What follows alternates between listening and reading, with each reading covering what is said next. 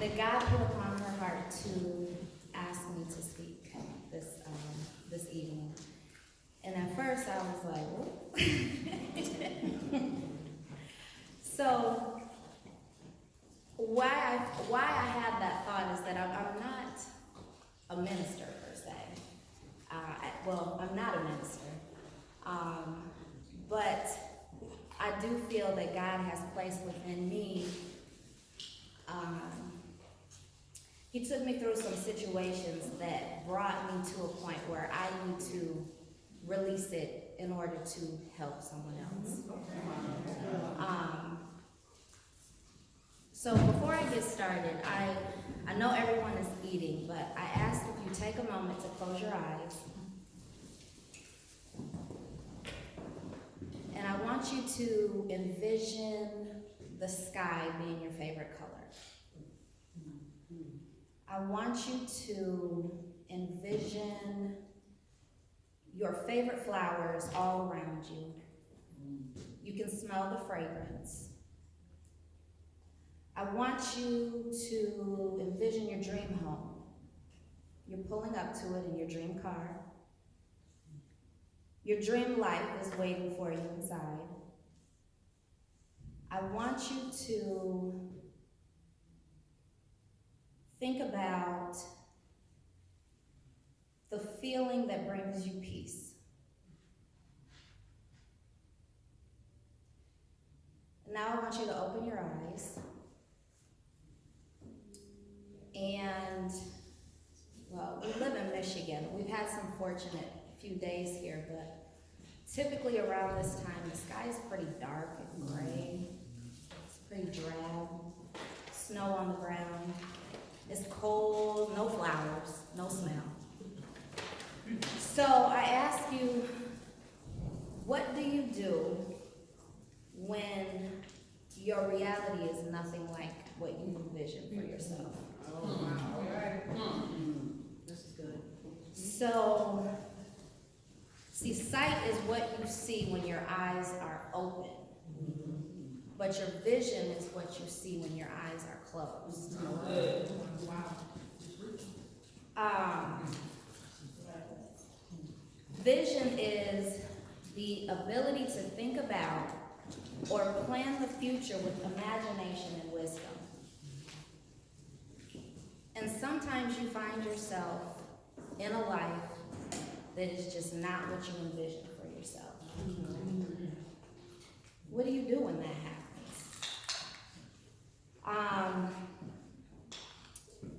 So I have a quote here. It says, "Pain pushes until vision pulls." And that is by Michael Becker. So I'll say that again. Pain pushes until vision pulls. So, what has brought me into this moment here today? Unfortunately, is an experience with domestic violence.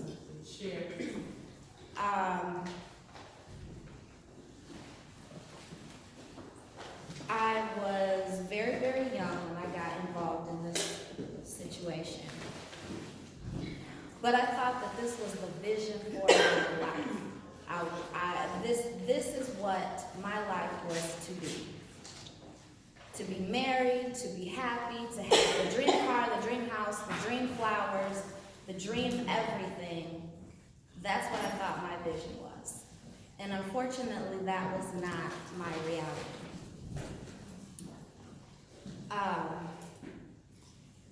So, you know, our minds receive images from our eyes, but our hearts interpret these images. And if your heart becomes bitter, jealous, hurt, or in some way infected, the lens of our heart is distorted. And I had to take what I went through and use it as the pain that pushed me into my vision, that pushed me into my purpose. Whenever I am asked to speak, I always bring copies power and control wheel. Yes. And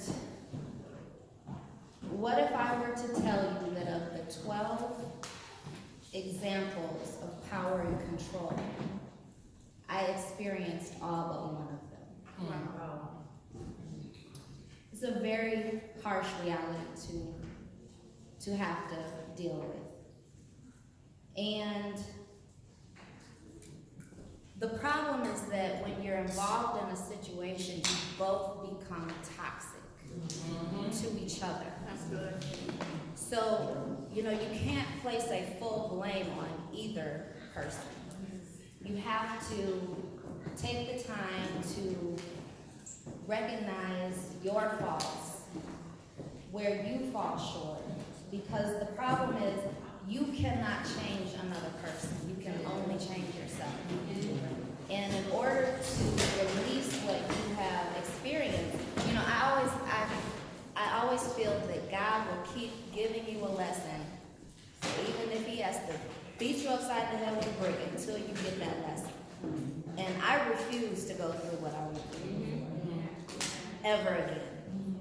And so I have to take this time now to self-reflect, to heal, to internalize, to think over where I may have fallen short, and to redefine what my vision and my goals are for my life.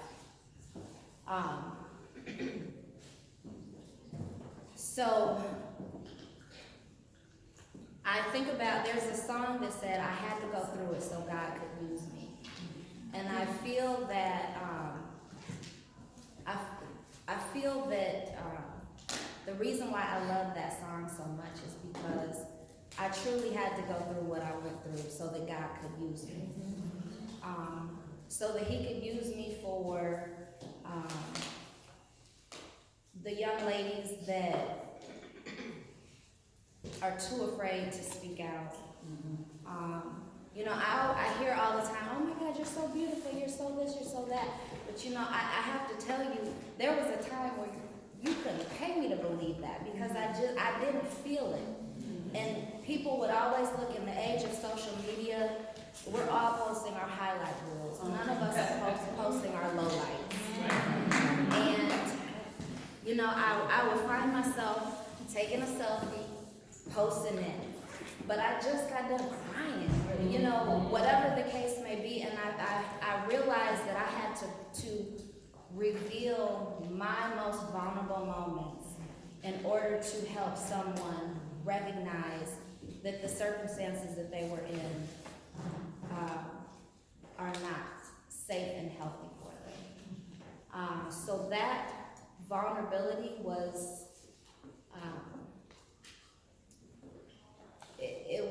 it hurt. That vulnerability physically made me sick. To be bold enough to say what I went through took my breath away. I literally would be sick, physically sick, and experiencing like a vulnerability hangover. But I knew that I had to release that so that I could help someone else. And the truth of the matter is, most people that are in situations such as domestic violence, they don't share that. They don't just walk around with a name tag, saying, hey, I'm a victim. That's probably one of the biggest things that they hide and cover up. I know I did. So, as I have been moving through what I experienced, I found myself, I literally would, ministers, saints in the room, don't get mad at me, but I was cussing at God sometimes. I was so angry. I was hurt, like, why are you allowing this to happen? What have I ever done to deserve this? And how they say the teacher is always quiet during the test. I'm like, can you speak up now? Because I finished my paper, or whatever the case may be. But I was so upset and couldn't figure out how to get out of the situation. To be honest with you, the relationship was over, but truthfully, he wouldn't let me go.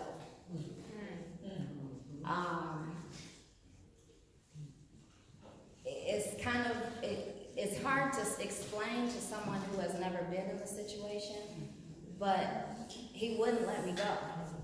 If I stopped answering my phone, he was pulling up at my apartment and running up on me as I was walking into the building. He wouldn't let me go. And so I kept saying, God, please help me out of this. And one of the culmination of everything that was a very, very extremely difficult time for me to go through ended up being my release. And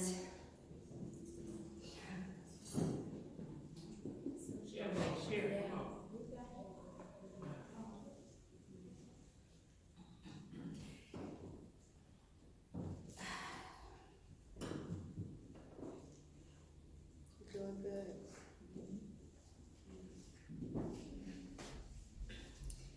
everything that was ever done was always done in the privacy of my apartment or wherever. And I covered it up. I hid everything. I hid everything I could possibly hide until it was done in the public. And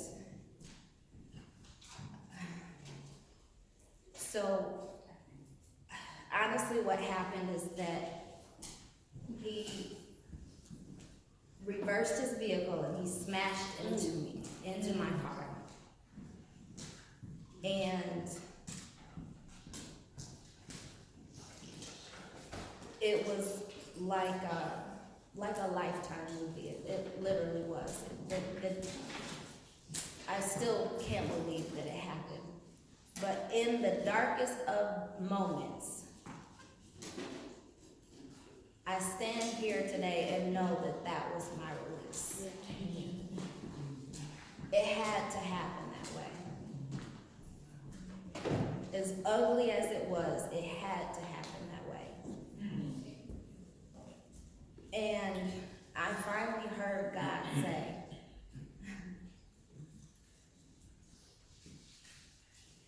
I knew you'd cover it up, my daughter. I knew you would cover it up. So I had to let something happen that you couldn't cover up anymore. And the crazy thing about it is that I don't have any anger. I truthfully do not have any anger.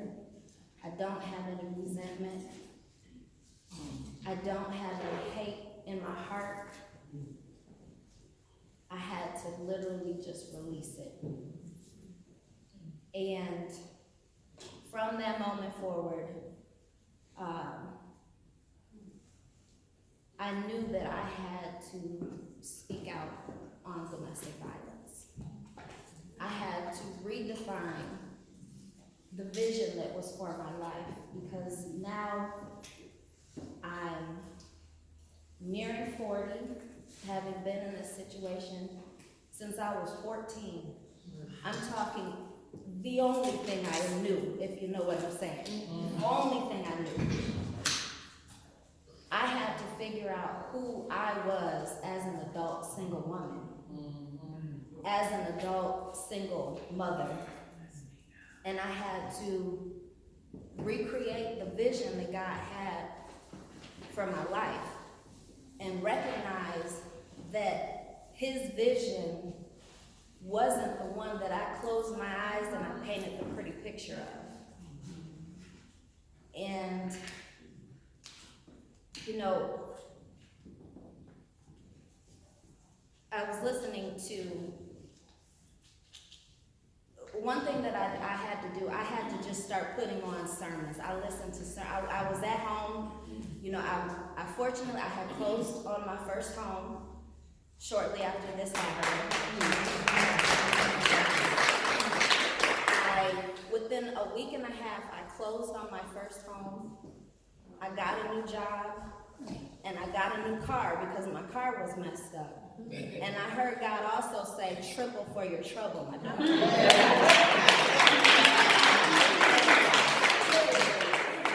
Triple for your trouble. Triple for your trouble.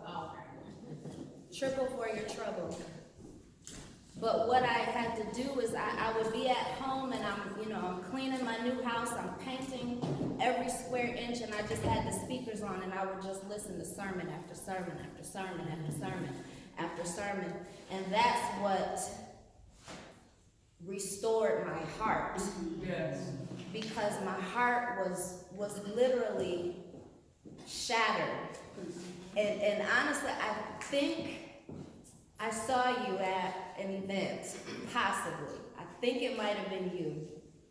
And your mess, I'm not sure. I was going to talk to you first, but I'm just going to say it now. If it wasn't you, whoever this person was, they told me, they said, your heart is shattered. And this was about 3 years ago. Yeah, I remember. Wow. You said your heart is shattered. You would have known because I had the smile on and everything. Wow. And this happened after I saw it. So my heart was already shattered, and it just kept crumbling more and more and more and more and more. So I had to restore myself. And I had to remember that there's nothing wrong with starting over, because your new story might be better.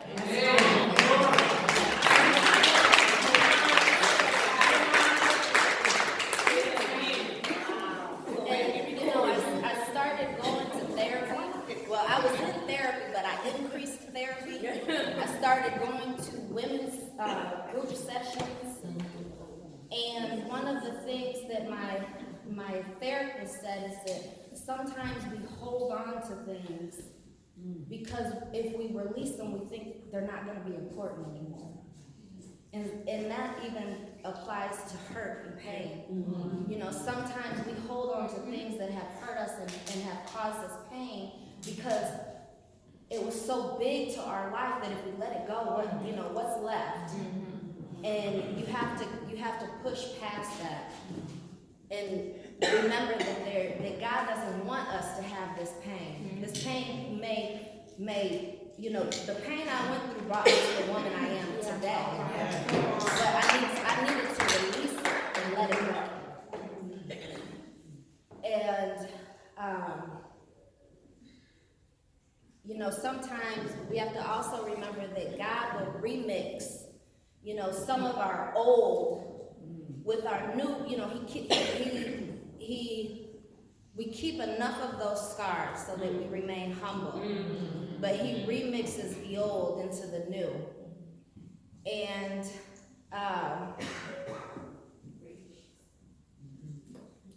I could ramble on forever, but one of the last things that I do want to mention, and this is something that once I heard it, I wrote it out real big, and I put it up at my desk, and it was from Sarah Jakes Roberts, and she said that bruised heels still crush serpents' heads. Yes. And so I had to remember that even with my bruised heel, I still crush serpents' heads. So, again, I have the power and control wheels if anybody would like any of those handouts. But the other handout that I did bring also is my vision and goals. At my desk. I feel like I'm at work. My vision and goals. And it is just a blank page with a bunch of boxes. Things such as become, attend, practice, do more, do less, try out, minimize, learn, help. So all of these squares, there's just a prompt of things that you may want to become or prioritize or travel to. And, you know, we all know the quote of writing the vision, you know, to make it plain. And so if anybody would like some of these, okay. So, thank you for listening.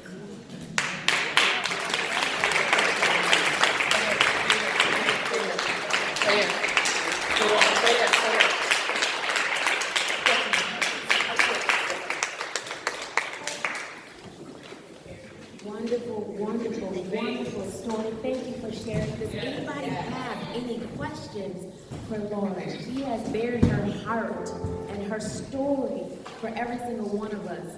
And I know it has touched every single person here. So if you have a question, please raise your hand.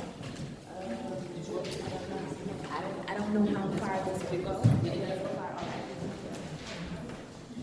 They can just probably stand and tell their voices. Okay. If you have a question, speak loudly and project your voice so every person can hear and receive the response. Hi, Lauren.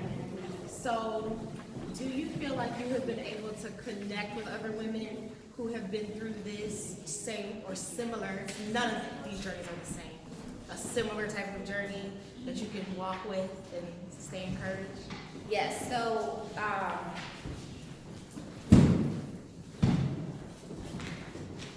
you know, as I mentioned that I spoke out about what I have experienced and have gone through actually my Facebook page. Okay. As a result of that, I received so many messages from women who have either experienced domestic violence at one point in time or are currently going through a situation.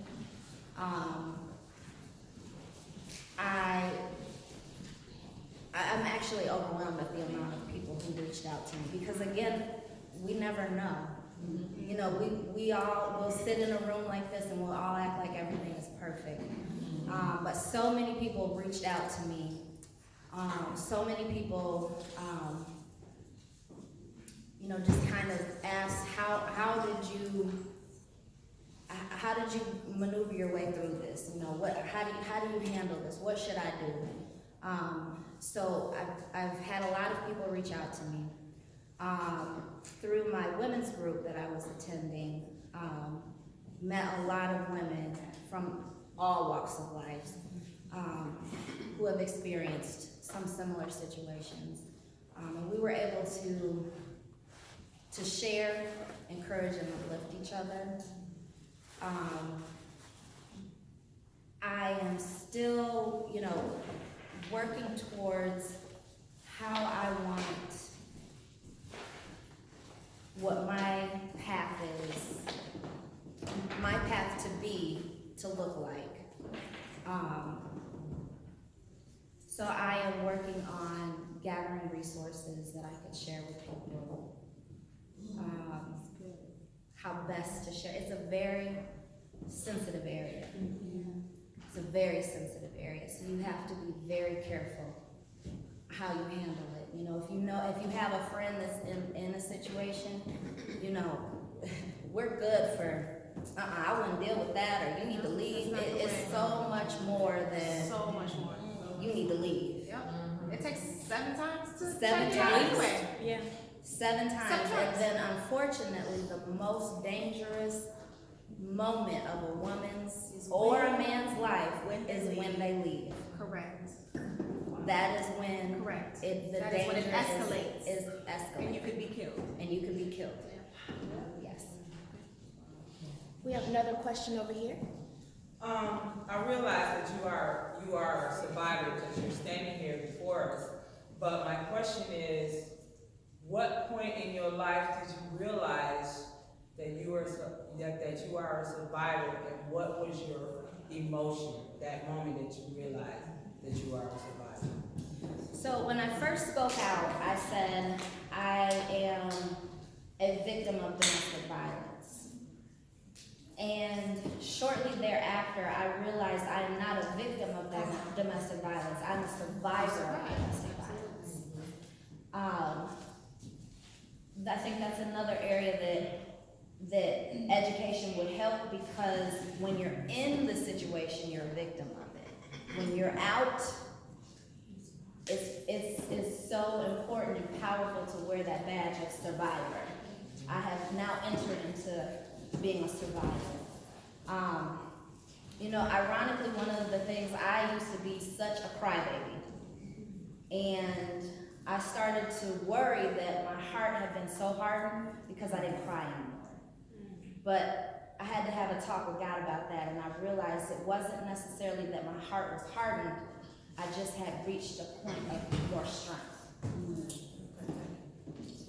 Right here, and then we'll go to the next time, then when we take a break, people can talk to you, so we'll Okay. have Tanisha speak, and then we'll move on to. I just want to first commend you for standing up and sharing your testimony. I'm also a survivor of domestic violence. And I always say that God has people purpose in the right place at the right time. You said you don't know what your path is. I have a domestic violence organization here that is across the state of Michigan. I also host the biggest domestic violence rally at the state capitol in October. I would love for you to be a part, to begin sharing your voice.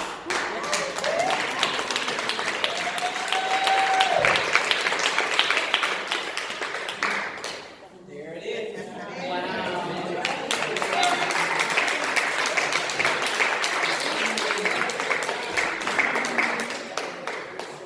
Alright, so we're gonna allow, Anna Marie to come forward and just give us some praise and worship real quick to break up, and then we'll go on to our next speaker. We'll take a break, throw our plates away, do some questions before we get into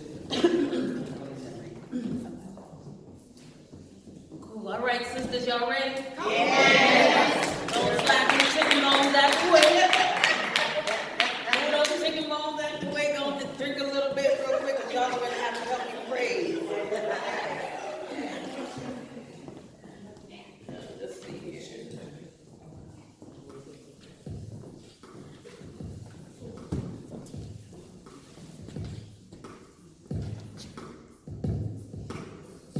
Okay, this is praise and worship, so y'all need to stand up.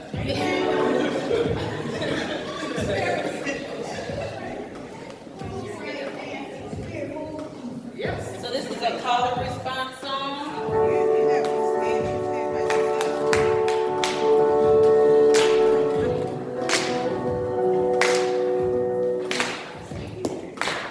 Sorry, I can't get it together.